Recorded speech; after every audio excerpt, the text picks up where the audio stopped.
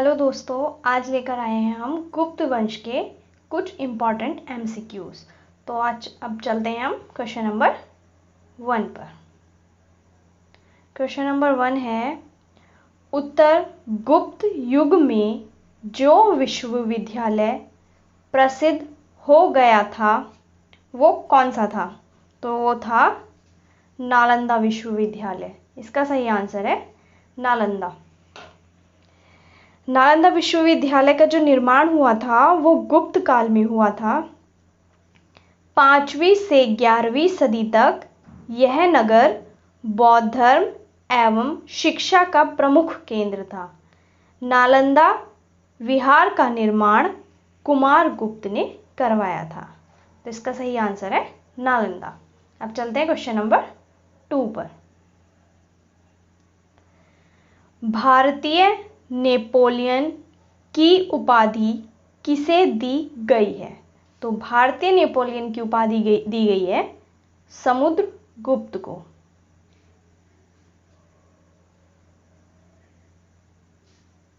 इसका सही आंसर है समुद्रगुप्त। समुद्रगुप्त 330 से 380 ईस्वी चंद्रगुप्त प्रथम का उत्तराधिकारी थे। चंद्रगुप्त जो प्रथम थे उनके उत्तराधिकारी थे, जिसने आर्यावर्त के 9 शासकों और दक्षिणावर्त के 12 शासकों को पराजित किया था। इन्हीं विजयों के कारण इन्हें भारत का नेपोलियन कहा जाता था। तो इसका सही आंसर हुआ समुद्रगुप्त। अब चलते हम क्वेश्चन नंबर 3 पर। आयुर्वेद के वैद्य चिकित्सा का भगवान यानी कि गॉड ऑफ मेडिसिन किसे मानते हैं? तो इसका सही आंसर है धन्वंतरी। धन्वंतरी को मानते हैं God of medicine. Dhanvantari Hindu धर्म में विष्णु के अवतार माने जाते हैं। वेद और पुराणों में देवताओं के चिकित्सक के रूप में इनका वर्णन मिलता है। तो इसका सही आंसर हुआ धन्वंतरी। अब चलते हैं क्वेश्चन नंबर 4 पर। पहला ज्ञात गुप्त शासक कौन था? तो पहला ज्ञात गुप्त शासक थे श्रीगुप्त। इसका सही आंसर है श्रीगुप्त। श्रीगुप्त के उत्तराधिकारी घटोत्कच 280 से 320 ईस्वी तक थे। गुप्त वंश का प्रथम महान सम्राट, जो गुप्त वंश के प्रथम महान सम्राट थे वो थे चंद्रगुप्त प्रथम। तो इसका सही आंसर है श्रीगुप्त। अब चलते क्वेश्चन नंबर 5 पर। रोमन साम्राज्य के साथ भारत का व्यापार रोम पर किसके द्वारा आक्रमण के साथ समाप्त हो गया? तो इसका सही आंसर है हुणों द्वारा। हुण मध्य एशिया की एक बर्बर जाति थी। इनका प्रथम आक्रमण स्कंदगुप्त के समय में हुआ था। तो इसका सही आंसर है हुणों द्वारा। अब चलते हैं क्वेश्चन नंबर 6 पर। आर्यभट्ट और वराहमिहिर के सुविख्यात नाम किसके युग के साथ संबंधित हैं? तो इसका सही आंसर है गुप्त वंश के साथ। तो जो आर्यभट्ट थे, आर्यभट्ट ने पाई का मान बताया तथा कहा कि पृथ्वी अपनी धुरी पर घूमती है। और जो वराहमिहिर थे उन्होंने पंच सिद्धांतिका नामक ज्योतिष आधारित पुस्तक की रचना की थी। तो इसका सही आंसर हुआ गुप्त वंश। अब चलते हैं हम क्वेश्चन नंबर 7 पर। 7 है, इलाहाबाद के स्तंभ में किसकी उपलब्धियां उत्कीर्ण हैं? तो उपलब्धियां हैं समुद्रगुप्त की। इसका सही आंसर है समुद्रगुप्त। अब चलते हैं क्वेश्चन नंबर 8 पर। क्वेश्चन नंबर 8 है, चीनी यात्री फाहियान किस गुप्त शासक के शासन काल के दौरान भारत आए थे, यानी कि भारत कौन आए थे? तो इसका सही आंसर है चंद्रगुप्त द्वितीय। फाहियान का जन्म चीन के वुयांग नामक स्थान में हुआ था। इसका सही आंसर हुआ चंद्रगुप्त द्वितीय। अब चलते क्वेश्चन नंबर 9 पर। गुप्त शासकों के बारे में निम्न में से कौन सा कथन सही नहीं है? तो इसका सही आंसर है आंसर सेकंड। राजपद वंशागत था और सिंहासन सदा सबसे बड़े पुत्र को मिलता था। ये कथन सही नहीं था। चलते हैं क्वेश्चन नंबर 10 पर। इलाहाबाद स्तंभ शिलालेख किसने बनवाया था? तो इसका सही आंसर है हरि सेन। इलाहाबाद स्तंभ बनवाया था हरि सेन। यह अभिलेख समुद्रगुप्त के शासनकाल और युद्ध में उनकी विजयों का सुस्पष्ट वर्णन करता है, जो है इलाहाबाद स्तंभ शिलालेख। चलते हैं क्वेश्चन नंबर 11 पर। कवि कालिदास किसके राज कवि थे? तो जो कवि कालिदास थे वो थे चंद्रगुप्त विक्रमादित्य के राजकवि। इसका सही आंसर हुआ चंद्रगुप्त विक्रमादित्य। अब चलते हैं क्वेश्चन नंबर 12 पर। गुप्त राजवंश किस लिए प्रसिद्ध था? तो गुप्त राजवंश जो है कला एवं स्थापत्य के लिए प्रसिद्ध था। अब चलते हैं क्वेश्चन नंबर 13 पर। गुप्त शासकों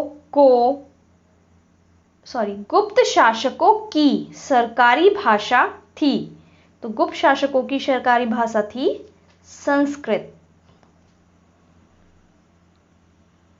गुप्त शासक स्वयं संस्कृत भाषा और साहित्य के प्रेमी थे तथा उन्होंने योग्य कवियों, लेखकों एवं साहित्यकारों को राजश्रय प्रदान किया था। तो इनकी जो दरबारी भाषा थी वो थी संस्कृत। अब चलते हैं क्वेश्चन नंबर 14 पर। गुप्त शासन के दौरान निम्नलिखित में से ऐसा व्यक्ति कौन था जो एक महान खगोल विज्ञानी तथा गणितज्ञ था? तो वो थे आर्यभट्ट। इसका सही आंसर है आर्यभट्ट। आर्यभट्ट चंद्रगुप्त द्वितीय के दरबार में थे। ये प्रसिद्ध गणितज्ञ थे जिनकी प्रमुख कृति आर्यभट्टियम है। तो इनका सही आंसर हुआ आर्यभट्ट। चलते हैं क्वेश्चन नंबर 15 पर।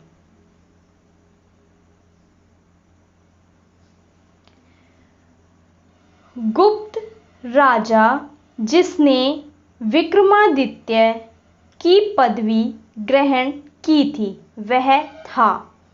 तो वह थे चंद्रगुप्त द्वितीय। चंद्रगुप्त द्वितीय थे।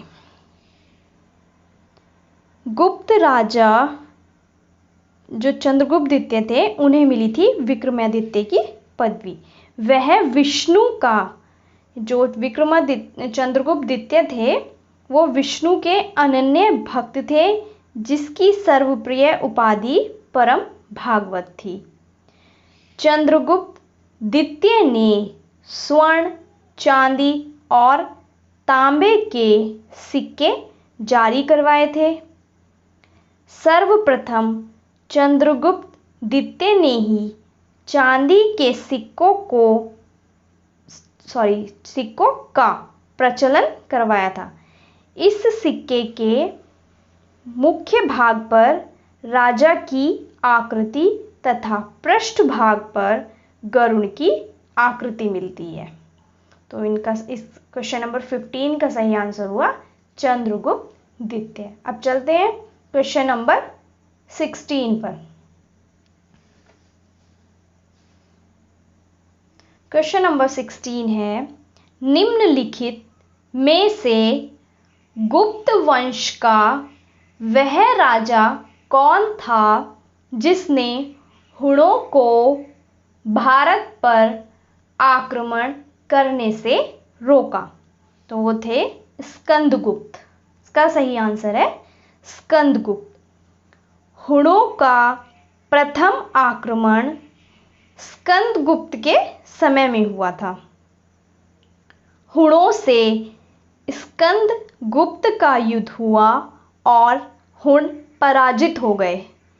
इस युद्ध का उल्लेख भीतरी स्तंभ लेख में हुआ है। स्कंदगुप्त के जूनागढ़ अभिलेख में भी हुणों का उल्लेख है। तो 16 का सही आंसर हुआ स्कंदगुप्त। अब चलते हैं हम क्वेश्चन नंबर 17 पर। क्वेश्चन नंबर 17 है, गुप्त संवत निम्नलिखित में से किसके द्वारा स्थापित किया गया था? तो वो स्थापित किया गया था चंद्रगुप्त प्रथम के द्वारा। गुप्त वंश के तीसरे शासक चंद्रगुप्त प्रथम ने 319 ईस्वी में इसकी स्थापना की थी, गुप्त संवत की। तो अब चलते हैं क्वेश्चन नंबर 18 पर।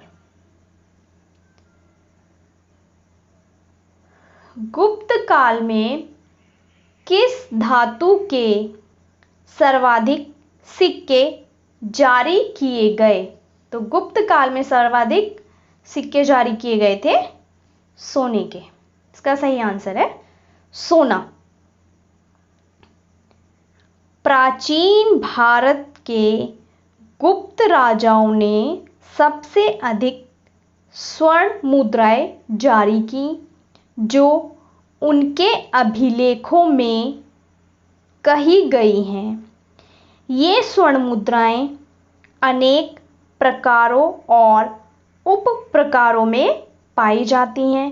इन पर गुप्त राजाओं के स्पष्ट चित्र हैं और इनसे उनकी युद्धप्रियता और कला प्रियता का संकेत मिलता है। तो इसका सही आंसर है सोना। अब चलते हैं क्वेश्चन नंबर 19 पर।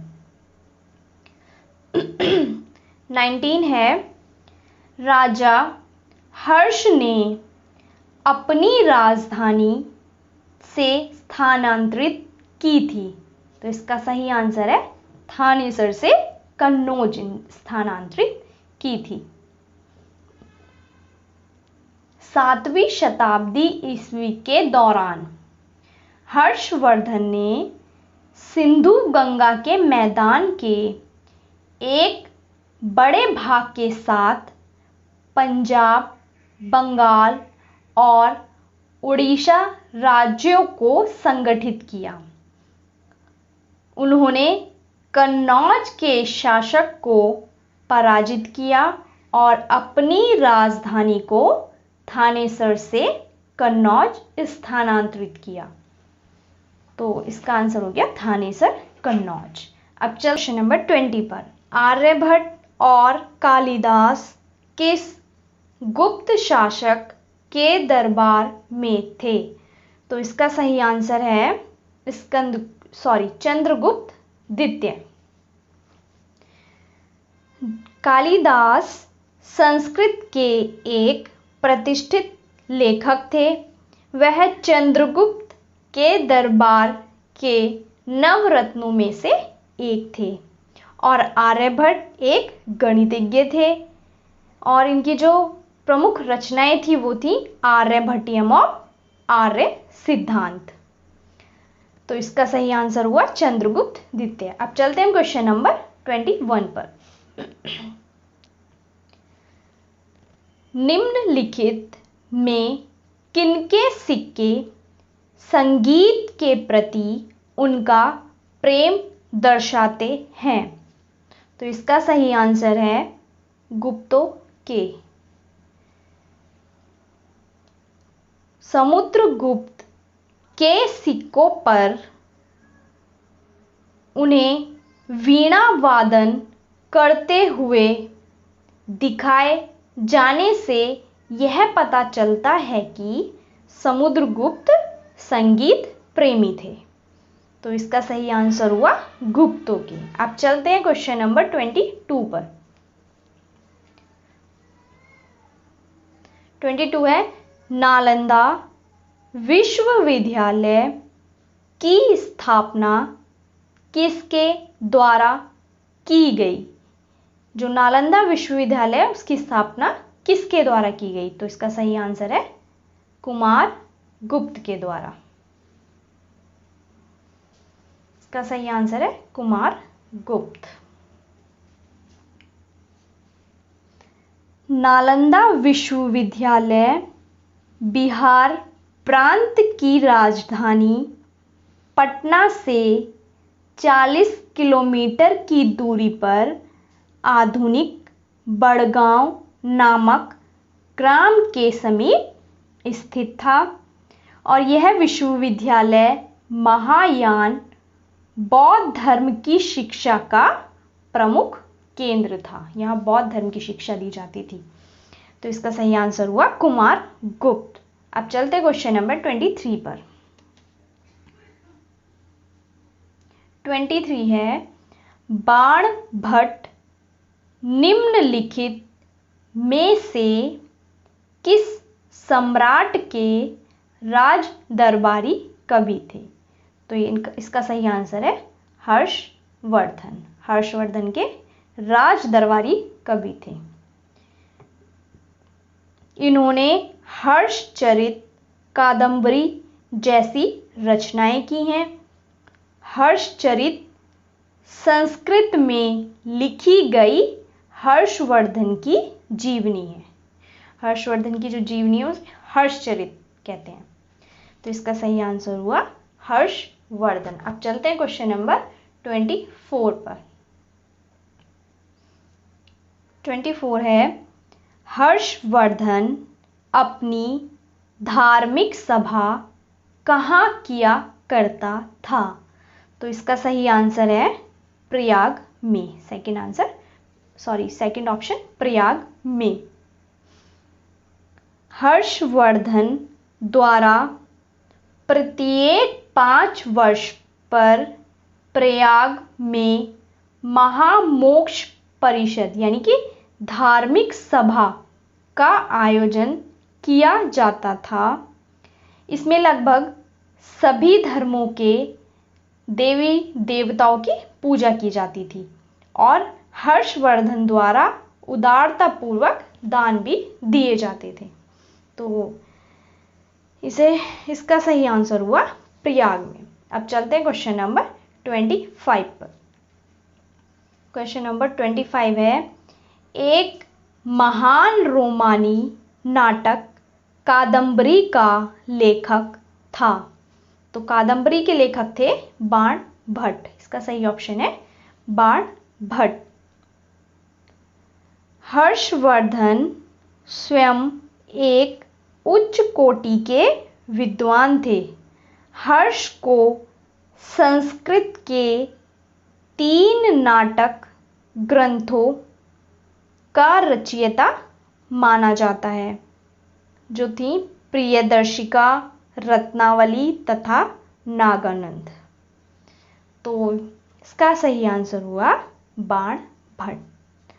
तो ये थे आज के हमारे कुछ इम्पॉर्टेंट MCQs। हम अपनी अगली वीडियो में ऐसे ही और इम्पॉर्टेंट MCQs लेकर आते रहेंगे। तब तक के लिए वीडियोस को लाइक कीजिए। धन्यवाद।